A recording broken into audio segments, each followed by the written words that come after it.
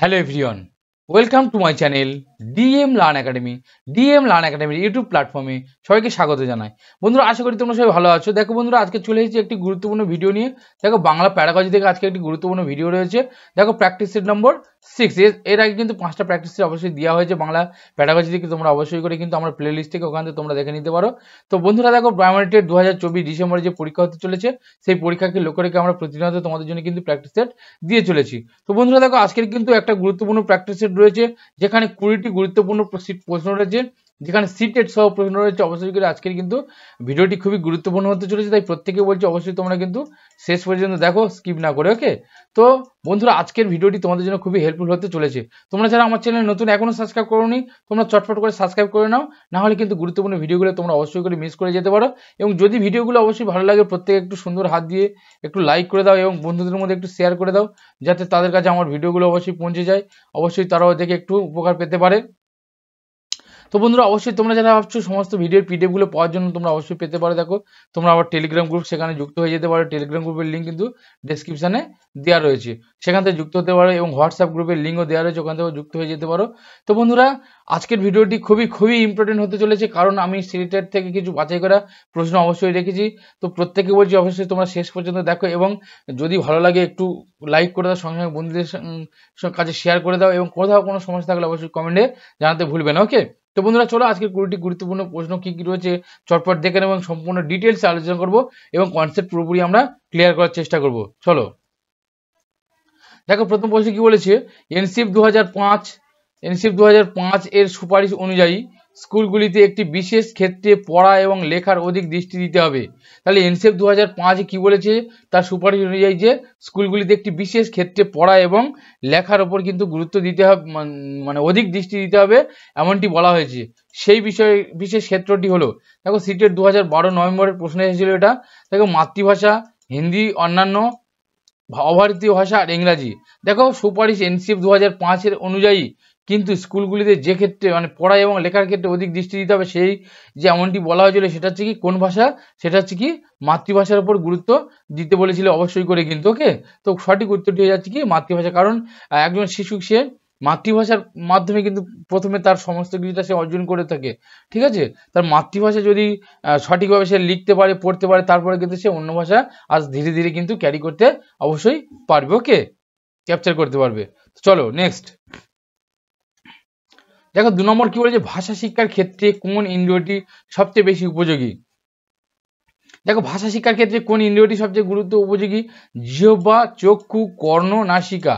দেখো, অবশ্যই করে ভাষা শিক্ষার ক্ষেত্রে যে ইন্দ্রিয়টি অবশ্যই উপযোগী, সেটা হচ্ছে কি কর্ণ, কারণ কানে না শুনতে পেলে কিন্তু শিক্ষার্থী সঠিকভাবে রিপ্লাই দিতে পারবে না। ওই জন্য আমরা দেখেছি যারা কানে কালা হয়, তারা কিন্তু অবশ্যই চোখেও মুখেও কিন্তু অনেকে কথা বলতে ঠিকঠাক পারে না। ওকে, বোবাও হয়ে থাকে।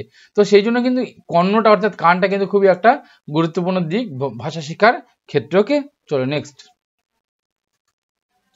দেখো, সূর্যগ্রহণ করে 3 নম্বর প্রশ্ন করে, সূর্যগ্রহণ করে প্রশ্নটি কি, বর্তমান কাল সূচক, ভবিষ্যৎ কাল সূচক, ঘটমান বর্তমান কাল সূচক, অতীত কাল সূচক। দেখো, সিটের 2012 নভেম্বরের প্রশ্ন এসেছিল, এই প্রশ্নটা বলছি সূর্যগ্রহণ করে। দেখো, ভালো করে বোঝো, সূর্যগ্রহণ করে এটা কোন কালে হতে পারে। তাহলে সূর্যগ্রহণ করেছিল যদি বলি, তাহলে সূর্যগ্রহণ করেছিল বললে আমরা কি করবো, সেটা কিন্তু আমরা জানি যে সেটা অতীতকাল হচ্ছে, তাই তো। এবং যদি আমরা বলি যে সূর্যগ্রহণ করেছে, ঠিক আছে, তাহলে সেটা কি হচ্ছে, সেটা বর্তমানকালে। কিন্তু সূর্যগ্রহণ করে যদি বলে, অর্থাৎ সেটা কিন্তু করে, অর্থাৎ পরে করে, ঠিক আছে, তাহলে সেটা কিন্তু আমাদের হয়ে যাচ্ছে কি ভবিষ্যৎকালে। ওকে, তাহলে এখানে সঠিক উত্তর ঠিক হচ্ছে, দেখো বিটা ভবিষ্যৎকাল সূচক। ওকে, চলো নেক্সট দেখো, ভাষার কয়টি রূপ।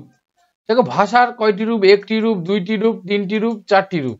দেখো, ভাষার অবশ্যই করে কিন্তু দুইটি রূপ। ওকে, একটা কি কথ্য ভাষা, আর একটা হচ্ছে লেখ্য ভাষা। ভাষার হচ্ছে দুটো রূপ। ওকে, চলো নেক্সট দেখো, 5 নম্বর কি বলেছে, যদি লেখাটি সংক্ষিপ্ত এবং সম্পূর্ণ প্রথম পুরুষে বর্ণিত, তাহলে লেখাটি সংক্ষিপ্ত হবে, সম্পূর্ণ হবে প্রথম পুরুষে বর্ণিত। আমরা জানি পুরুষ হচ্ছে 3টি, প্রথম পুরুষ, মধ্যম পুরুষ, আর হচ্ছে প্রথম পুরুষ, তাই তো, উত্তম পুরুষ, মধ্যম পুরুষ আর প্রথম পুরুষ। তাহলে প্রথম পুরুষে বর্ণিত বলেছে, তাহলে পুরুষকে তিনটে ভাগ করেছি আমরা। প্রথম পুরুষে বর্ণিত বলেছে, অর্থাৎ যেটা প্রথম পুরুষ মানে সে তাহারা, তাই তো, সেগুলো হচ্ছে প্রথম পুরুষ। তাহলে উত্তম পুরুষ হচ্ছে কি আমি, আমরা, আমাদের, আমাদিগকে। আর মধ্যম পুরুষ কি হচ্ছে তুমি, তোমরা, তোমাদিগকে, তোমাদের, এগুলো হচ্ছে মধ্যম পুরুষ। আর প্রথম পুরুষ হচ্ছে সে তাহারা, তাহাদিগকে, এগুলো হচ্ছে কি প্রথম পুরুষ। তাহলে প্রথম পুরুষে বর্ণিত বলেছে অপ্রাসঙ্গিকতাবিহীন এবং আবেগপ্রবণ অতিকথন, দোষ শূন্য, অর্থাৎ এখানে দোষ থাকবে না। লেখাটি যুক্তি পারম্পর্যে গ্রথিত হয়। তাহলে যুক্তি দিয়ে লেখা হবে, তাহলে লেখাটিকে বলা হয়, দেখো সিটের 2012 কোশ্চেন এসেছিল স্মারকলিপি, রিপোর্ট, এটা খবরের কাগজের নিবন্ধ, এটা খবরের কাগজ হবে, খবরের কাগজ, ওকে, খবরের কাগজের নিবন্ধ, শ্রেণী বিজ্ঞাপন। দেখো অবশ্যই করে যখন লেখাটি সংক্ষিপ্ত হবে এবং প্রথম পুরুষে বর্ণিত হবে, অপ্রাসঙ্গিকতাহীন, অর্থাৎ কোনো রকম অপ্রাসঙ্গিক কিছু থাকবে না, আবেগপ্রবণ হবে। যখন আবেগপ্রবণ হবে এবং লেখাটি যুক্তি পারম্পর্যে এবং অপ্রাসঙ্গিকতাহীন হবে, তখন সেটা অবশ্যই করে কিন্তু একটা স্মারকলিপি হয়ে যাবে। আমরা স্মারকলিপি দেখেছি অনেকটা, সেটা কিন্তু একদম সংক্ষিপ্ত হয়, ছোট মতন হয় এবং প্রথম পুরুষে বর্ণিত হয় এবং প্রাসঙ্গিক বিষয়গুলো সেখানে থাকে, কোনো রকম অপ্রাসঙ্গিক কিছু থাকে না এবং দোষ শূন্য হয়। আর যুক্তি পারম্পর্যে কিন্তু লেখা থাকে সমস্ত কিছুটা। ওকে, চলো নেক্সট। দেখো 6 নম্বর কি বলেছে, দেখো লেখার সময় একটি সহায়ক কৌশল যা ব্যবহৃত হয় তা হলো। তাহলে লেখার সময় একটা সহায়ক কৌশল যা ব্যবহৃত হয় তা হলো কি, দেখো শব্দ ছেড়ে দেওয়া, ইলিপসিস, বিশ্লেষণ, অ্যাডজেক্টিভ, প্রস্তাব, প্রপোজিশন, তারপর হচ্ছে পদগুচ্ছ, ফ্রেজ। সিটের 2012 প্রশ্নটি এসেছিল। অর্থাৎ লেখার সময় একটা সহায়ক কৌশল যা ব্যবহার করা হয়, কি ব্যবহার করে, একটা ফ্রেজ কিন্তু ব্যবহার করা হয়। যে লেখার সময় একটা সহায়ক কৌশল সেটা হচ্ছে কি ফ্রেজ। ওকে, একটা ছোট ছোট ফ্রেজ নিয়ে ধরে ধরে কিন্তু একটা লেখা হয়। ওকে, বা পদগুচ্ছ।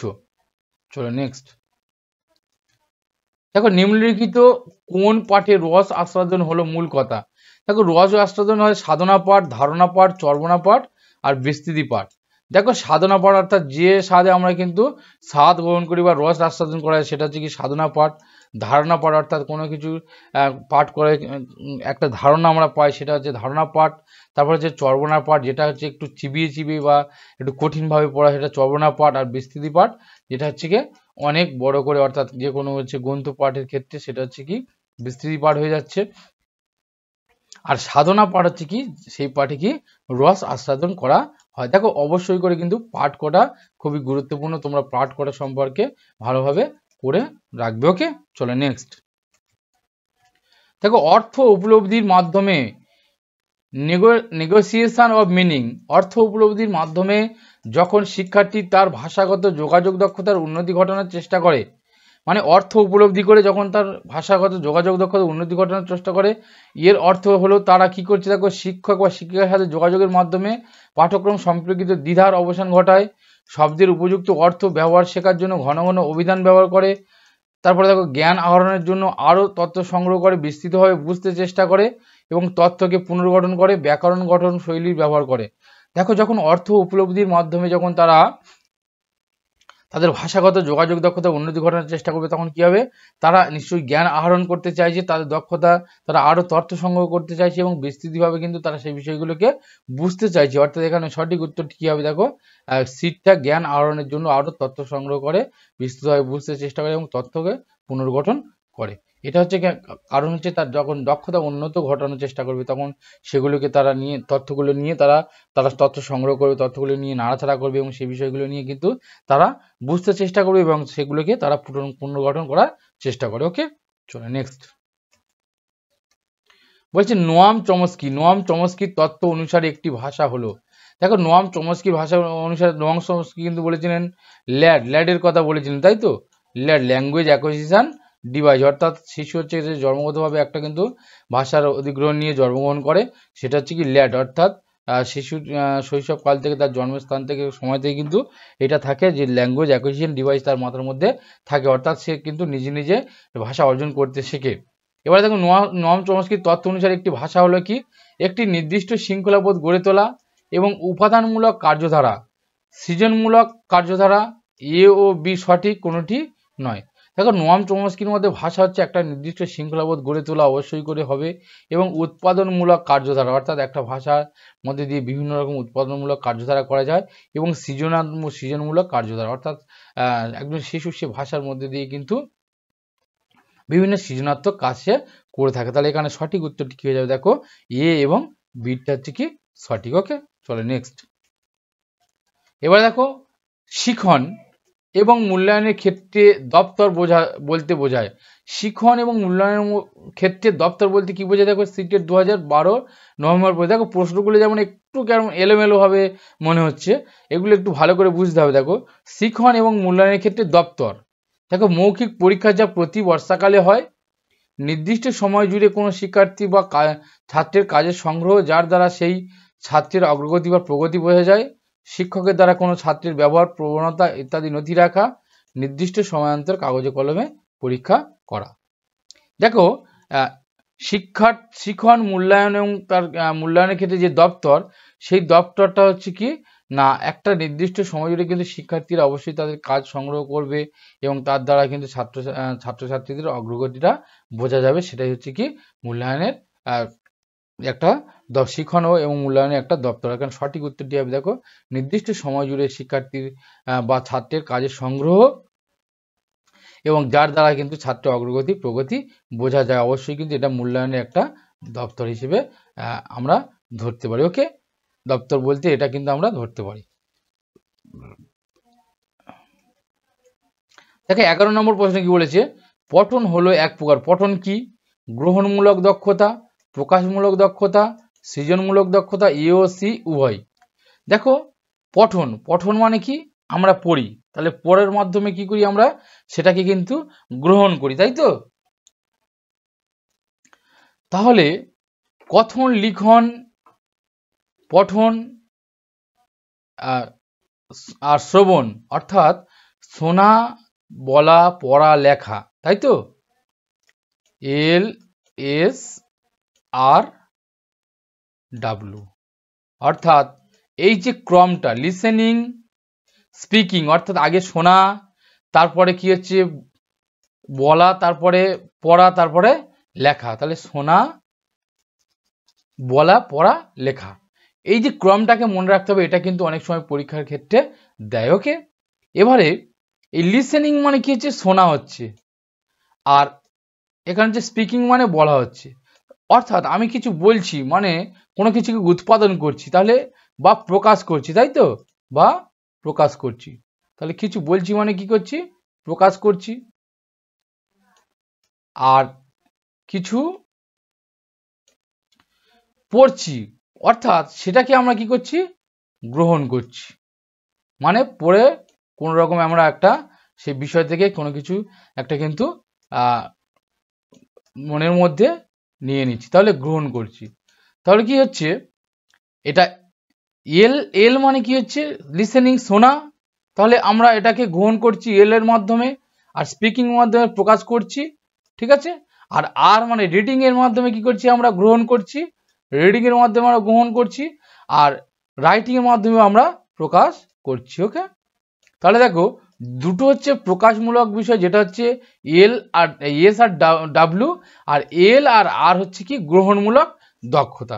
ওকে, তাহলে লিসেনিং আর রিডিং এই দুটো হচ্ছে গ্রহণমূলক দক্ষতা, স্পিকিং আর রাইটিং এই দুটো হচ্ছে প্রকাশমূলক দক্ষতা। এটা কিন্তু আমাদের মাথায় রাখতে হবে। ওকে, তাহলে পঠনটা হচ্ছে কি অবশ্যই করে কি গ্রহণমূলক দক্ষতা। ওকে, চলো নেক্সট। দেখো 12 নম্বর প্রশ্ন কি বলেছে, নিম্নলিখিত শব্দ জোড়ার কোনটি একটি জ্ঞান, রীতিকে বা ভঙ্গিকে বোঝায়। দেখো কোন শব্দ জোড়ার কোনটি, মানে নিম্নলিখিত শব্দ জোড়ার মধ্যে কোনটি। দেখো কর্তৃবাচ্য, কর্মবাচ্য, সর্বাত্মক, বিশ্লেষণাত্মক, আবেগপ্রবণ, বুদ্ধিপূর্ণ, আর ভাবানুবাদ, আক্ষরিক। এইগুলোর মধ্যে একটা জ্ঞান আর রীতি ভঙ্গিকে বোঝাচ্ছে। সেটা কি হবে, দেখো সিটের 2012 প্রশ্ন এসেছিল এটা। দেখো যখন শব্দ জোড়া একটি জ্ঞান এবং রীতিকে বোঝাবে, তখন সেটা কি হয়ে যাবে, অবশ্যই একটা সর্বাত্মক এবং বিশ্লেষণের জায়গায় কিন্তু অবশ্যই যাবে। ওকে, চলো তাহলে দেখো 12টা একটা ভঙ্গি যখন থাকবে, যেখানে জ্ঞান থাকবে এবং রীতি একটা থাকবে, সেটা কিন্তু একটা বিশ্লেষণের মধ্যে দিয়ে কিন্তু এবং সর্বাত্মক বিশ্লেষণ অথবা বিশ্লেষণের মধ্যে সেটা কিন্তু আমাদের আমরা সেটা বুঝতে পারবো। ওকে, তাহলে সঠিক উত্তরটি কি হয়ে গেল দেখো বিটটা। চলো নেক্সট দেখো 13 নম্বর প্রশ্নে কি বলেছে, সামাজিক দৃষ্টিভঙ্গির দিক থেকে মাতৃভাষার ভূমিকা কি? সামাজিক দৃষ্টিভঙ্গির দিক থেকে মাতৃভাষার ভূমিকা কি? সুনাগরিকতার শিক্ষাদান করা, সামাজিক গুণাবলী সুষম বিকাশ ঘটায়, প্রগতিশীল চিন্তাধারার সঙ্গে পরিচয় ঘটায়। সবগুলি দেখো বলেছে সামাজিক দৃষ্টিভঙ্গি থেকে মাতৃভাষার ভূমিকা কি? সুনাগরিক শিক্ষাদান করা, অবশ্যই কিন্তু ঠিকই, সুনাগরিক শিক্ষাদান অবশ্যই ঠিকই। তারপর দেখো সামাজিক গুণাবলীর বিকাশ, এটাও ঠিক। তারপর প্রগতিশীল চিন্তাধারার সঙ্গে পরিচয়, এটাও ঠিক। তাহলে এখানে সঠিক উত্তরটি কি হয়ে যাচ্ছে দেখো ডিটা, অর্থাৎ সবগুলি কিন্তু ঠিক। চলো নেক্সট এবারে দেখো 14 দাগে এ, পোস্টম্যান 11টার সময় চিঠি দিয়ে গেল। চিঠিটা 11টার সময় পোস্টম্যানের হাতে এলো। উক্ত বাক্য দুটিতে দেখো সিটের 2012 নভেম্বরের প্রশ্ন এসেছিল। বলেছে শব্দসজ্জা বোঝানো হয়েছে, কর্তা ও কর্মের ভূমিকা বোঝানো হয়েছে, ক্রিয়ারূপের পার্থক্য বোঝানো হয়েছে, পোস্টম্যান শব্দটি ব্যবহার বোঝানো হয়েছে। অর্থাৎ দুটো আমাদের লাইনটাকে ভালোভাবে পড়তে হবে। দেখো পোস্টম্যান 11টার সময় চিঠি দিয়ে গেল, তাহলে একটা কি হচ্ছে কাজ হলো, ঠিক আছে। আবার চিঠিটা 11টার সময় পোস্টম্যানের হাতে এলো, তাহলে পোস্টম্যান যেটা হচ্ছে কি চিঠি দিয়ে যাচ্ছে, এটা কর্তা কাজটা করছে। আর এখানে দেখো চিঠিটা 11টার সময় হাতে আসছে, তাহলে এখানে একটা কর্মকাজটা করছে। তাহলে এখানে কর্তা এবং কিন্তু কর্মের একটা ভূমিকা বোঝানো হয়েছে। কারণ দেখো পোস্টম্যান মানে এটা হচ্ছে কর্তা, আর চিঠিটা দিয়ে গেল এটা হচ্ছে কাজ অর্থাৎ কর্ম। আবার দেখো চিঠিটা 11টার সময়, এখানে চিঠিটা হয়ে গেল কর্তা, আবার 11টার সময় পোস্টম্যানের হাতে এলো, অর্থাৎ পোস্টম্যানটা কিন্তু এখানে পোস্টম্যানের হাতে এলো, পোস্টম্যানটা হচ্ছে অবজেক্ট হয়ে গেল, ঠিক আছে। অর্থাৎ একটা বিধিওর জায়গায় চলে গেল, গিয়ে এটা কিন্তু কর্তা হলো। আবার এখানে কিন্তু 11টার সময় পোস্টম্যানের হাতে এলো, এটা কিন্তু কর্তা গিয়ে কর্ম হয়ে গেল। তাহলে এখানে দেখো কর্তা এবং কর্মের ভূমিকাটা কি এখানে বোঝানো হয়েছে। ওকে, চলো নেক্সট দেখো নিচের শব্দগুলির মধ্যে কোনটি কাজ বোঝায়। দেখো নিচের শব্দগুলির মধ্যে কোনটি কাজ বোঝায়। দেখো সিটের 2012 নভেম্বরের প্রশ্ন এসেছিল। দেখো রচনা, স্বপ্ন, পুষ্প না ছুট। অবশ্যই তোমরা সবাই বুঝতে পারছো, এখানে দেখো ছুটটা হচ্ছে একটা কাজ বোঝাচ্ছে, ছুটোছুটি করছে। ওকে, চলো নেক্সট 16 নম্বর প্রশ্ন কি বলছে, দেখো ভাষা শিক্ষা সহজেই আয়ত্ত করা যায় যদি যা তারা শেখে। দেখো কোনটা শিখলে তারা ভাষা শিক্ষা সহজে আয়ত্ত করতে পারবে, তা যদি একটি শৃঙ্খলাবদ্ধ শ্রেণীকক্ষের পরিবেশ হয়। তাহলে যদি একটি শৃঙ্খলাবদ্ধ শ্রেণীকক্ষের পরিবেশ হয় তাহলে শিক্ষা সহজে আয়ত্ত করা যায়। তারপরে দেখো তাদের মাতৃভাষার গঠন ও ধ্বনির কাছাকাছি হয়। মাতৃভাষার গঠন এবং তাদের যে ধ্বনি রয়েছে তার যদি কাছাকাছি হয় তাহলে তারা সহজে আয়ত্ত করতে পারবে। 3 নম্বর, তাদের মহাবিদ্যালয়ে ভর্তির সুযোগ বাড়িয়ে দেয়। যদি মহাবিদ্যালয়ে ভর্তির সুযোগ বাড়িয়ে দেয় তাহলে শিক্ষা সহজে আয়ত্ত করা যাবে। তা জীবনের মূল্যবোধ এবং লক্ষ্যে পৌঁছানোর সক্রিয় ভূমিকা পালন করে। দেখো সব থেকে গুরুত্বপূর্ণ একটা ভাইটাল পয়েন্ট যেটা দিয়েছে সেটা হচ্ছে জীবনের মূল্যবোধ। যখন বলবে অবশ্যই করে সেটা আমাদেরকে মাথায় রাখতে হবে যে জীবনের মূল্যবোধ যেটা রয়েছে সেই মূল্যবোধটা কিন্তু সব থেকে একটা গুরুত্বপূর্ণ বিষয়। তাহলে এখানে সঠিক উত্তরটি কি হচ্ছে দেখো ডিটটা। তাহলে যখন শিক্ষা কিন্তু সহজে আয়ত্ত করা যায় যখন হচ্ছে কি জীবনের মূল্যবোধ ও লক্ষ্যে পৌঁছানোর কিন্তু সক্রিয় ভূমিকা পালন করবে। ওকে, চলো নেক্সট দেখো বলেছে নিচের বাক্য বিন্যাসটি পড়ুন। আচ্ছা, নিচের বাক্য বিন্যাসটি পড়লাম। দেখো তুমি কি বরং বদলে একটি গল্পের বই পড়তে চাও? ছাত্র বললেন হ্যাঁ। শিক্ষক হ্যাঁ অনুগ্রহ করে। এবারে সিটের 2012 নভেম্বরের প্রশ্নটি এসেছিল। কি বলেছে, নিচের বাক্য বিন্যাসটি পড়ুন। তুমি কি বরং বদলে একটি গল্পের বই পড়তে চাও? শিক্ষক জিজ্ঞাসা করছে। ছাত্র বলছে হ্যাঁ। শিক্ষক হ্যাঁ অনুগ্রহ করে। এবারে শিক্ষক বলছে এইটা বলে দিচ্ছি যে হ্যাঁ অনুগ্রহ করে এইভাবে বলতে হবে। শিক্ষক ছাত্রকে ভাষার বিকল্প কাজ শেখাচ্ছেন, ভাষাকে শিষ্টতার সঙ্গে সম্পর্কযুক্ত করছেন, বিনম্রভাবে পাঠ শুরু করবার নির্দেশ দিচ্ছেন। আরেকটা দেখো একটু নিচে চলে গেছে, এখানে শিক্ষক ছাত্রের মধ্যে অনুরোধ রক্ষা করছে। দেখো এটা কিন্তু একটা, যখন একজন শিক্ষক একটা প্রশ্ন করেছে তখন ছাত্রটি উত্তর দিয়েছে, আবার তাকে একটু যখন অনুগ্রহ করে বলছে, অর্থাৎ বিনম্র চিত্তে একটা কিন্তু তাকে বোঝানোর চেষ্টা করছে, ঠিক আছে। অবশ্যই দেখো ভাষার একটা কিন্তু শিক্ষক মহাশয় বিকল্প কাজ একটা কিন্তু তিনি শেখাচ্ছেন, ওকে। কারণ ভাষাটাকে কিভাবে ব্যবহার করতে হয় সেই কাজটা কিন্তু তাকে শেখা যায়। যে শুধু সে ছাত্রটি হ্যাঁ বলেছে, কিন্তু শিক্ষক আবার বলেছে যে হ্যাঁ অনুগ্রহ করে বলতে হবে, অর্থাৎ একটা বিনম্র ভাব সেখানে কিন্তু আনতে হবে, ওকে। তাহলে শিক্ষক একটা ভাষার বিকল্প কাজ শেখাচ্ছেন। দেখো এখানে বিনম্রটা এখানে দেওয়া আছে বলে আমরা হয়তো অনেকে বলে দেবো যে বিনম্রভাবে শুরু করবার নির্দেশ দিচ্ছেন, কিন্তু এটা নয়। একটা এই যে ভাষাটা ব্যবহার করছে শিক্ষার্থী, তার পরিবর্তে ভাষাটাকে কিভাবে আবার ব্যবহার করতে হবে সেটা হচ্ছে ভাষার বিকল্প কাজ শেখাচ্ছেন শিক্ষক, ওকে। চলো নেক্সট। দেখো 18 নম্বর প্রশ্নে কি বলেছে, অভিনেতাদের সম্পর্কিত সাকল্যবাচক নাম শব্দটি হবে। দেখো অভিনেতাদের সম্পর্কিত সাকল্যবাচক নাম শব্দটি কোনটা, সিটের 2012 প্রশ্ন। দেখো নাট্যদল, বিধায়কগণ, চরিত্রসমূহ, শিক্ষক গোষ্ঠী। অর্থাৎ অভিনেতাদের সম্পর্কিত সাকল্যবাচক, অভিনেতাদের সম্পর্কিত সাকল্যবাচক যেটা, সেটা আমরা জানি অবশ্যই অভিনেতারা কি চরিত্র সমূহ, তারা যে সকল চরিত্র করে, হ্যাঁ সেটা হচ্ছে কি তাদের বিভিন্ন চরিত্র অভিনয় করতে দেখি আমরা অভিনেতা যারা রয়েছে, তাহলে সাকল্যবাচক শব্দটি হচ্ছে কি চরিত্র সমূহ। নেক্সট। এবার দেখো 19 নম্বর প্রশ্ন বলেছে অন্তর্দৃষ্টিমূলক তত্ত্বের প্রবক্তাকে। অন্তর্দৃষ্টিমূলক তত্ত্বের প্রবক্তাকে, দেখো প্যাভলভ, কার্ল লিউইন, থর্নডাইক না কোহলার। দেখো অন্তর্দৃষ্টি মূলক তত্ত্বের প্রবক্তা হচ্ছে কি অবশ্যই করে কোহলার, ওকে। কোহলার কিন্তু অন্তর্দৃষ্টিমূলক তত্ত্বের প্রবক্তা। নেক্সট। দেখো দক্ষতা বিবর্ধনের জন্য উদ্দীপনাকে স্টিমুলেশন কাজে লাগানো হয়, ওকে। স্টিমুলেশন কাজে লাগানো হয় এমন একটি শিক্ষণ পদ্ধতি হচ্ছে কি, অর্থাৎ দক্ষতাকে বাড়ানোর জন্য স্টিমুলাইজেশন করা হয়, ওকে। অর্থাৎ স্টিমুলেশন দেওয়া হয়, উদ্দীপনা দেওয়া হয়। উদ্দীপনা দেওয়া হয় কোনটা, দেখো পাঠ পরিকল্পনা, লেসন প্ল্যানিং, ব্যাখ্যা বিশ্লেষণ, আদিত ভিডিও দর্শন, অনুপুঙ্খ পাঠ বা মাইক্রো টিচিং, ক্লাস লেকচারে ভালো নোটস গ্রহণ।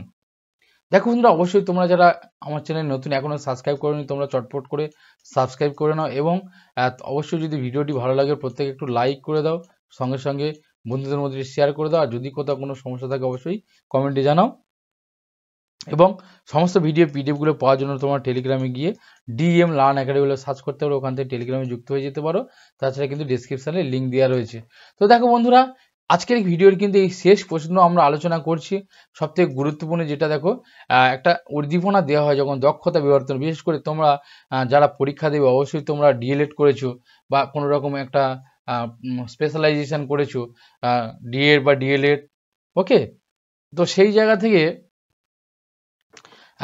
দক্ষতা আমরা দেখেছি, যে সকল দক্ষতা রয়েছে, হ্যাঁ সেই দক্ষতাগুলো কিন্তু যখন আমরা তার বাড়াবো বা বিবর্ধনের জন্য কি করতাম আমরা, না আমরা কিন্তু মাইক্রো টিচিং করতাম, অর্থাৎ অনুপুঙ্খ শিক্ষণ আমরা সেখানে আমরা করতাম। সেটা আমরা দেখেছি সবাই বা আমরা করেছি সবাই। তাহলে দক্ষতা বিবর্ধনের জন্য কিন্তু অবশ্যই আমাদের অনুপুঙ্খ শিক্ষণ বা মাইক্রো টিচিংয়ের একটা শিক্ষণ পদ্ধতি একটা গুরুত্বপূর্ণ পদ্ধতি, ওকে। তো বন্ধুরা দেখো আজকের ছিল এই 20টি গুরুত্বপূর্ণ প্রশ্ন। আশা করছি তোমাদের ভালো লেগেছে। যদি ভালো লাগে অবশ্যই করে প্রত্যেকে কিন্তু একটু করে লাইক করে দাও, এবং কোথাও কোনো সমস্যা থাকলে কমেন্টে অবশ্যই জানাতে ভুলবে না। বন্ধুদের মধ্যে একটু শেয়ার একটু করে দাও, যত পারো তোমরা একটু শেয়ার করে দাও, তারাও যাতে আমার ভিডিওটি অবশ্যই দেখতে পারে এবং তারাও যাতে কমেন্টে জানাতে পারে কেমন হচ্ছে ভিডিওগুলো। এবং প্রত্যেকে একটা করে লাইক করে দাও, তোমাদের লাইক কিন্তু আমাদের অনুপ্রেরণা যোগায়। তো প্রত্যেকে বলছি অবশ্যই করে লাইক করো এবং কমেন্ট করো, এবং আবার দেখা হবে নতুন একটি গুরুত্বপূর্ণ ভিডিও নিয়ে আগামীকাল। তো প্রত্যেককে বলছি অসংখ্য ধন্যবাদ ভিডিওটি দেখার জন্য। ততক্ষণ তোমরা পড়তে থাকো, ভালো থাকো, সবাইকে অসংখ্য ধন্যবাদ।